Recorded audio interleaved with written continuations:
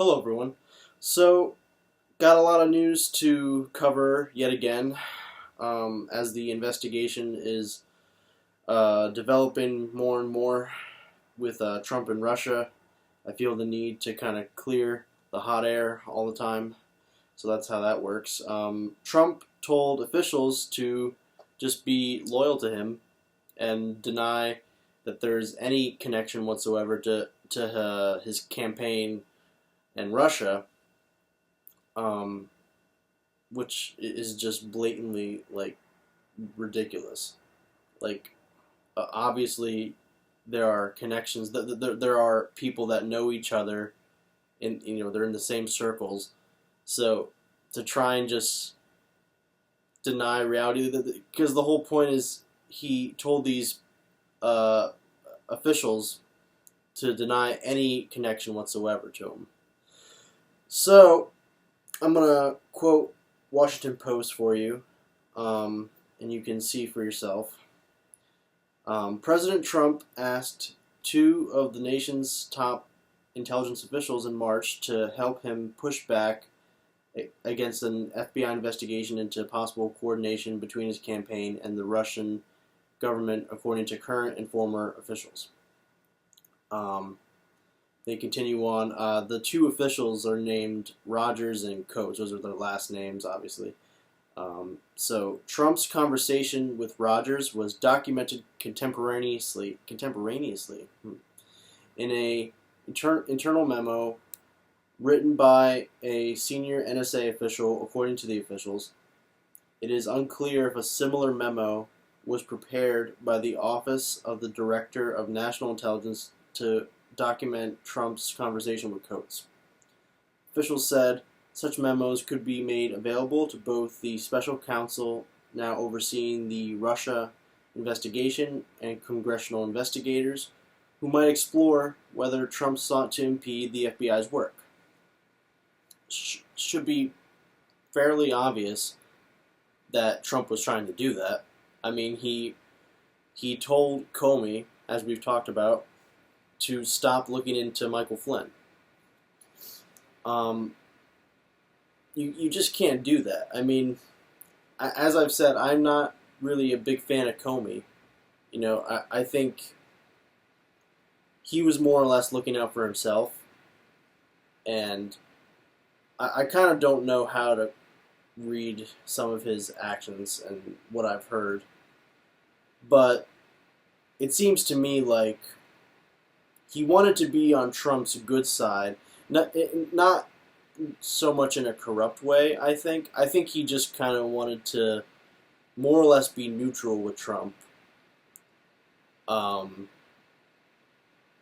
mean, as they were investigating this connection between his campaign and Russia, I think he pretty much wanted to blend into the background, which is kind of funny because friends of his have said there was a meeting soon after Trump took office where they had officials in the Oval Office, and according to one of his friends, he was like all the way in the back of the room. He was like, he's a really tall guy, Comey, so he was trying to kind of blend into this curtain and just kind of not really make a big stink about like I'm here. But then Trump calls him out and even blows him a kiss like, James. So then he has to come and give him a hug. And apparently that disgusted him. I mean, I don't even know if it's that big a deal, but he felt pretty repulsed by it apparently. But it's clearly obstruction of justice because when you have people in your cabinet that are being investigated and you call up the FBI director and say, take it easy, he's a nice guy, I wish you would let it go, okay? What do you call that? I mean, can I call up, the cops and let's say they're investigating a friend of mine? Like, can I say, stop investigating this friend of mine? I mean, when you're in a position of power like that, that holds so much weight. So that's exactly why it's a big deal. like, yeah, of course. In terms of whether there are people who have connections to Russian oligarchs and even people as high up as Putin, that should be obvious. Rex Tillerson, has met with Putin many times. Paul Manafort has undeniable connections to people that are pro-Russia. He worked as a lobbyist and was basically backed by a former Ukrainian president who was backed by Putin. So these things do influence policy to a certain degree. So that's why it is kind of important. I mean, so Trump's not behind that. That's Paul Manafort and what he's doing. And I'll get to what Trump kind of, where he fits in with the dynamic between us and Russia. But clearly, the people in the campaign have some degree of a connection there. Donald Trump Jr., he implied, a while ago that they owe a lot of debt to Russia because the money is, quote, pouring in. I mean, Trump's hotels, one of them, benefited from a Russian state bank to the tune of about $850 million. So look, part of the problem, I think, is we've never had a president like Trump who's like a businessman, not a career politician. He hasn't released his tax returns. So for someone like that, like you kind of want a window into his financial holdings, because I mean that's his career. His career is being a businessman. So if you don't have as clear a window as you might want into his businesses, his investments, I should say, that is a big problem, and we kind of only have a vague idea of what's going on right now. I mean, another aspect is Trump owes a lot of money to Wall Street. I mean, that's he back in the 80s, he tried to basically weasel his way into that scene. He inherited a lot of money from his dad, and I mean, Trump is not a very successful businessman as he claims to be. He went bankrupt 5 times, and I know people have said if he had just essentially sat on the money he inherited, he would have had more than if he did what he did, apparently. So that's a clear, conflict of interest, and he, railed against Wall Street the entire campaign, right, and corruption and all these things, and now he's got Goldman Sachs people in his cabinet. So very different from Hillary Clinton, I'm sure. In that regard, I should say, because obviously Hillary is better on other issues. So Michael Flynn, he pleaded the Fifth in response to kind of like these subpoenas that were being issued for him to testify and answer some questions, and looks like now he's pleading the Fifth, so that's not going to happen. And really funny, though, because Flynn actually himself and Trump went after Hillary. Some of the DNC staffers pled the Fifth and were given immunity. And they went after them. They said, "Oh, well, if you're trying to get immunity, then you must be guilty of something. If you plead the Fifth, then you must be guilty. You're trying to hide something." So double standard all day long, of course. It's his right to do that, to plead the Fifth, sure. But it certainly does look bad. It certainly does have the appearance that you're trying to hide something. And what we know about Flynn is he does have ties to Russia. He's been paid by Russia to make speeches. He was paid by Turkey. And during the transition period between Obama and Trump, he influenced U.S. policy on fighting ISIS. So specifically, Obama had a plan to try and take out ISIS using the Kurds. And it was clear that when it was going to be carried out, Trump was going to be in office. So I assume the Trump team was basically briefed on all that, and then Flynn, who was being paid by Turkey, as a lobbyist, he said to call that off. He told Susan Rice, who was the national security advisor at the time, said to call it off. Well, turns out, Turkey is not, they do not like the Kurds. So it aligned with their political interests. And here's a clear case of a foreign nation paying an American to influence policy, our own policy. So whoever talks about this in the mainstream press, all you hear about every day is Russia, Russia, Russia, right? No one can answer this question. What has Trump done policy-wise that has benefited Putin and Russia? And I'll wait. Look, I've been paying attention to this pretty closely. And honestly, what Trump is doing is the exact opposite. Okay, he's bombed Russian planes and airfields in Syria. People criticized Trump not because he did it, but because he warned Russia in advance, ostensibly because people were going to be on the area where they were bombing, and he didn't want to kill anyone in the process. So, is it preferable to kill Russian soldiers and, maybe risk World War III? It's a risk either way, but to some people, they would rather to kill the Russian soldiers and have no warning whatsoever, and that's going to be better. Putin's going to take that, better than not.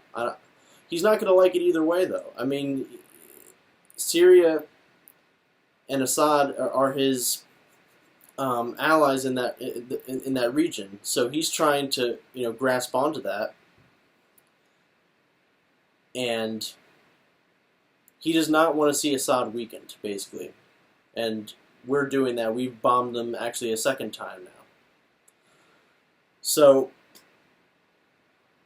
how is Putin taking that? Is he I don't know, celebrating the fact that he's got a real puppet in the White House? I don't think so. I don't think he's happy at all with what Trump, is doing. The Exxon deal, that's a big one. Because everyone was saying, or at least I was, that the bigger angle, I think, is corruption, business dealings. So, not so much affecting policy, but, a bunch of rich people, do well with a business deal. Well, it turns out Exxon tried to get waivers for dealing with the sanctions. We still have sanctions, so they were trying to get permission to do this deal, and they were denied by Rex Tillerson and the Trump administration, basically. Tillerson was ExxonMobil's CEO. So I don't know really the inner workings of that. Maybe they just thought the optics would be so bad, but it hasn't really stopped them previously. But clearly, a decision was made where they're not going to favor Russia. So where are the Democrats coming out and saying, "Oh, thank you for not being partial to Russia and not being Putin's puppet"? No, you hear the opposite. You hear that he's basically, wrapped around Putin's finger.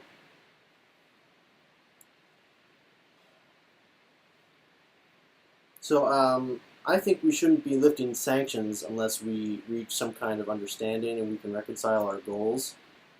And it's incredibly difficult to do that. Practically and politically, there's so much resistance. I mean, everything is very one-sided. The U.S. has, their set of goals. The Russians have theirs. They don't really align. So.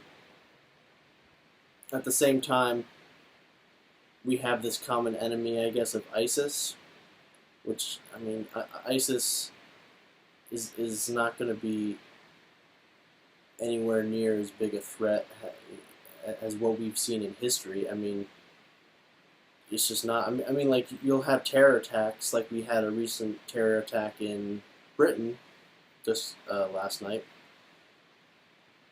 But the idea that you're going to go to war over that and then kill civilian lives over it, I mean, I think we could have a much smarter position when it comes to intervention, and it's essentially like only on a necessary basis. With Syria, it's all over the place because, I mean, we've just taken every position possible in that conflict. But it shows you, because of that, it shows you that it's not really about humanitarian needs. I mean, obviously for Trump, because he's banned refugees from coming from Syria. So obviously it's not about humanitarianism. Okay.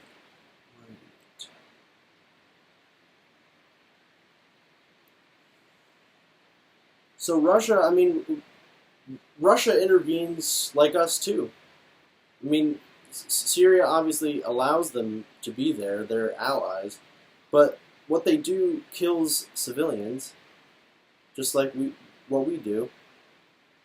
There has to be responsibility, and we can't be overzealous, and self-justifying. And that's exactly what is going on with Russia. I mean, it's all balls to the wall, like light up the sand, to steal from Ted Cruz, but we're going to differentiate ourselves from that? No, we're just going to do the same thing by droning them. I mean, 90% of drone strikes don't hit their intended targets, and Trump just upped drone strikes by 432%, as I've repeated many times.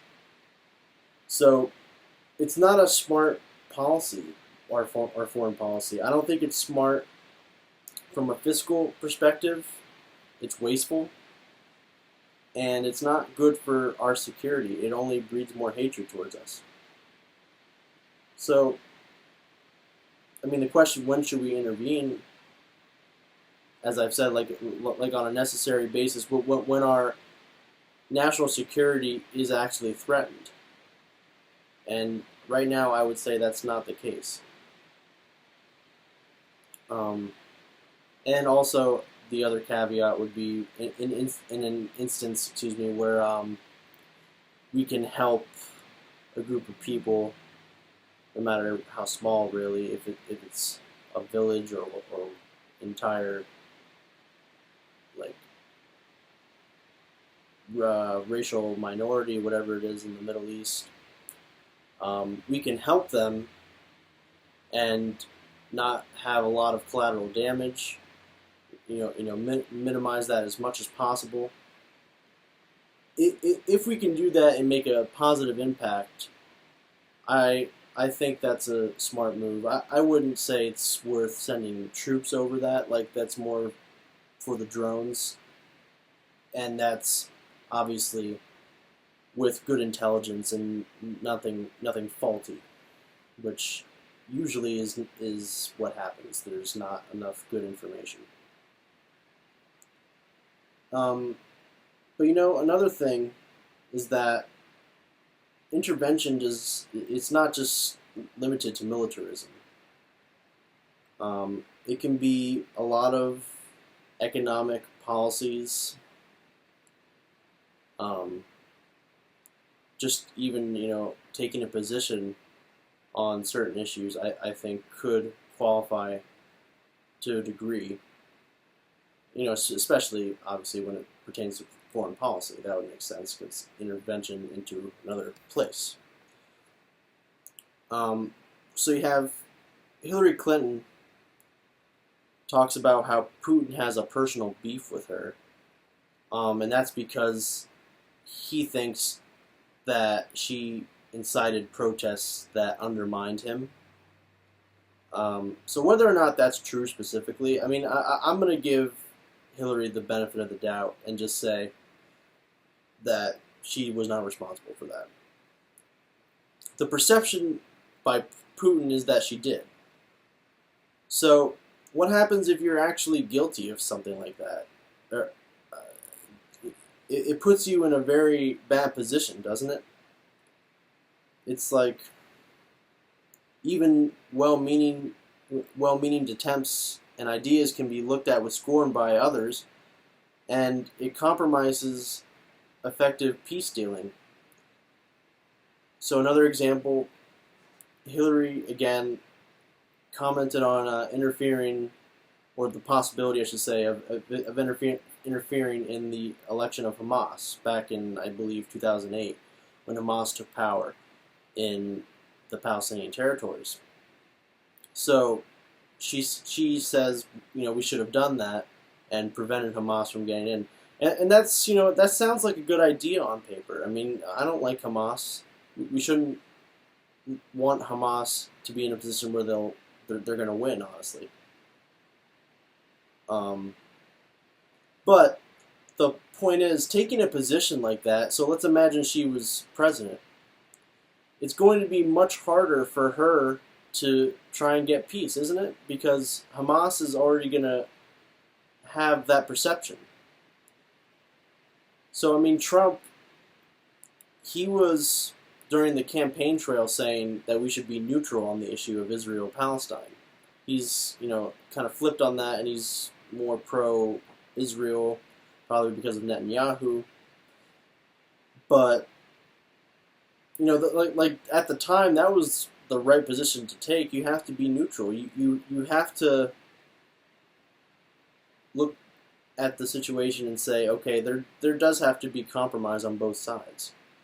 And Netanyahu, will never admit that. I guarantee that. It diminishes your power to negotiate by being so one-sided. And that's usually because it's like it furthers our interests. But we can't look at it like that. We have to look at it as what's going to save the most lives and end the fighting as quickly as possible. But obviously, there's a lot of invested interests against that. So, yeah, I mean, something our nation really struggles with is viewing things from another perspective. We just think because we have good intentions, we can do pretty much whatever we want. If it violates international law, it violates our own laws. I mean, the Syria thing, when he bombed the airfields, people were upset that it was considered kind of unconstitutional because you have to go through Congress to do military action.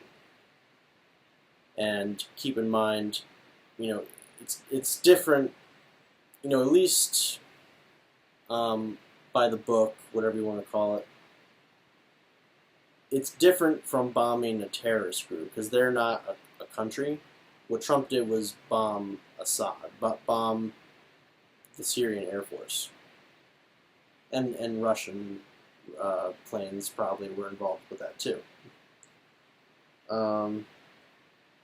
So this standard has to stop. We can't just be saying that we have the best solution for everything and we're going to do it and just do it unilaterally. The military-industrial complex is a real problem, and Eisenhower knew this and participated in it. I mean, under his watch, we've probably had the most CIA interventions ever, like into foreign countries and installing dictators that were good for our business interests. And another important thing is he knew that there can be a foreign influence on our military policy, but also domestic too. And so we see that possibly with Trump. Well, certainly in the case of neocons, the people that got us into the Iraq War, like they definitely have his ear. And like with that Flynn thing I said, and him preventing that plan to try and take out ISIS because of the Kurds, that is an example of foreign influence. Now, to Trump's credit, though, after Flynn left, like a couple weeks after, Trump decided to just change and say, okay, yeah, we're going to go with the Obama plan. So to his credit, that ended up being okay. But it's certainly volatile. It shows you that you have, just a check coming in from some country, you could potentially influence our policy. And so we see Trump doing his Middle East trip. He went to Saudi Arabia, went to Israel, and now I believe he's going to be going to the Vatican. A lot of it is just kabuki theater. I mean, he went after Saudi Arabia so many times, before he was president. And now he's all buddy-buddy with them. I mean, he registered 8 new businesses there. And so he goes there and makes a speech and implores the people to rid the terrorists of their land. Like, I mean, in the case of Saudi Arabia, they export terror all around the globe. So the thing that I want to stress is you can get a bunch of people in a room and say whatever words you want, especially like these religious leaders in Saudi Arabia. You can say whatever you want to them. They can sign whatever contract, whatever agreement that they're going to try and help us eliminate terrorism in the Middle East. And it's just, first of all, what a ridiculous goal. You're not going to eliminate an entire ideology. Terrorism is, and jihadism is an ideology. So terror would be political ideology. Jihadism is more religious. So you're not going to get rid of that. It's just going to be a thing that you got to deal with. But it's all about optics. It's all about, like, oh, I'm going to bring everyone together because I'm Trump. Everyone knows me. Okay.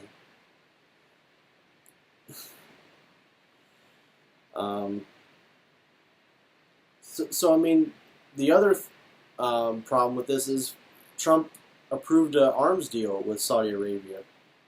Billions of dollars worth of arms is going to go to them, and this seems to be kind of like routine. We just give Saudi Arabia weapons even though we know that they're not at all ethical.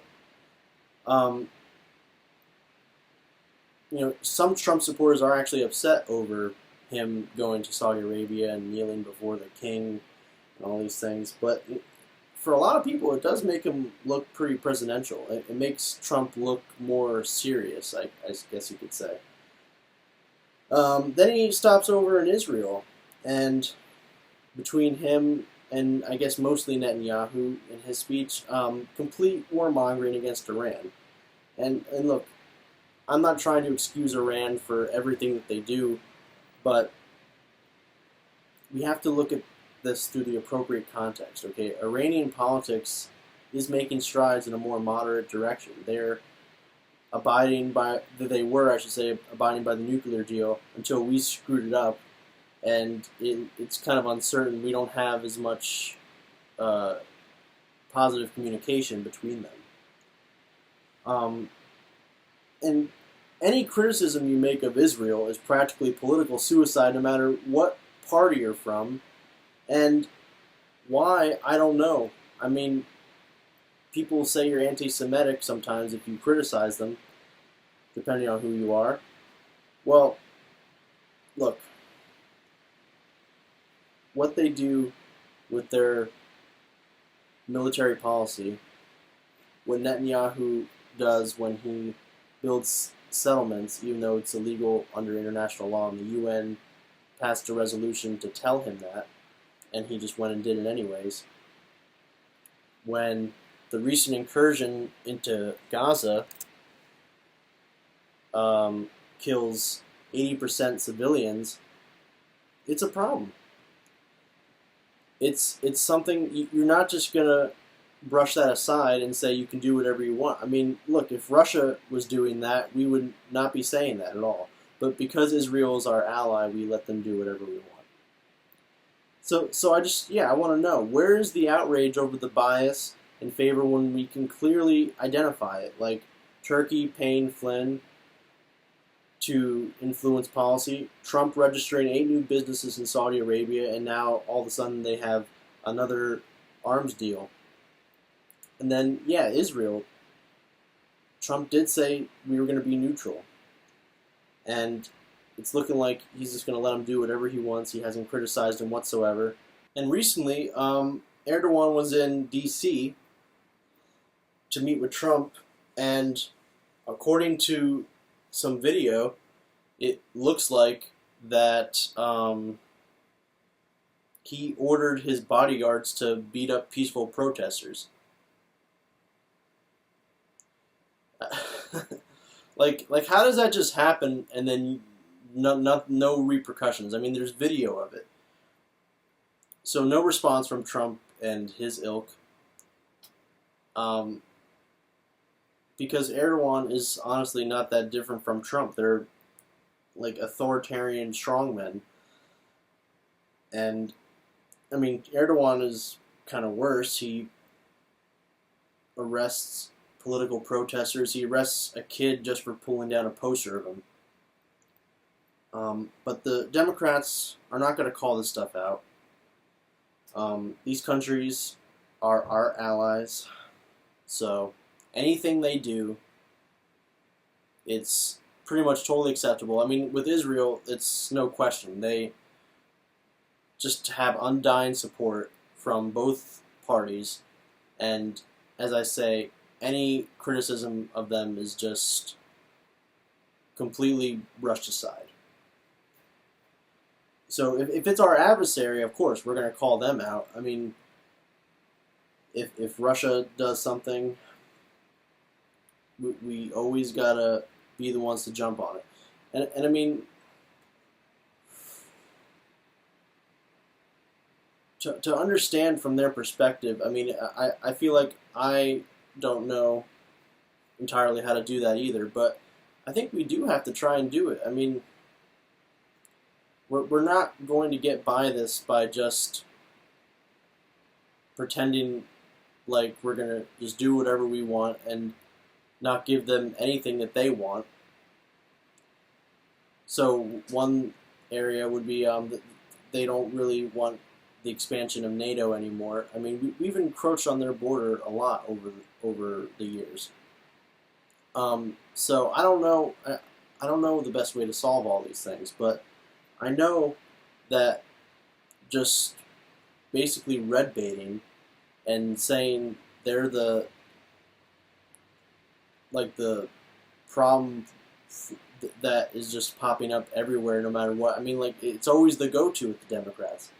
So I think a big reason that they do this, the Democrats, is they don't stand for the policies, like the progressive policies that Bernie Sanders supports. From Medicare to Medicare for all, getting money out of politics, ending the interventionist wars. They don't believe in those things. So they feel like yelling Russia hacked the election all day long is going to win political points.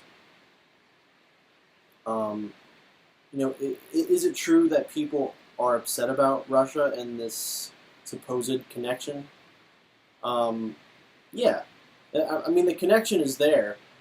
My only reservation is, how is it influencing policy? And I would argue it's really not. It's actually Trump is going in the opposite direction and making things harder for Putin. Which, I don't know. I mean, like, if Putin really did have a hand in interfering with our election, which I doubt, because there's no evidence at this point, I mean, he probably wasn't expecting this outcome. the most important thing that Bernie does is make things about the American people. He's not out there just trying to make accusations like a lot of these Democrats are and just talking about Trump Russia all the time. So it is a little bit like a witch hunt. I think Trump is kind of right in that respect. That doesn't take away any merit from the facts, and it doesn't mean that none of these concerns are true. But this is all that they focus on. Is the point I'm making? It's not a platform. The Democrats want to use this Russia thing as an excuse for not changing, not admitting that they're neoliberal garbage. In a lot of respects, lost them the election. I mean, they weren't in tune with a lot of people in the country, and pushed this America's already great narrative. Like, that's not a powerful message. So you need a powerful message in order to win re-election.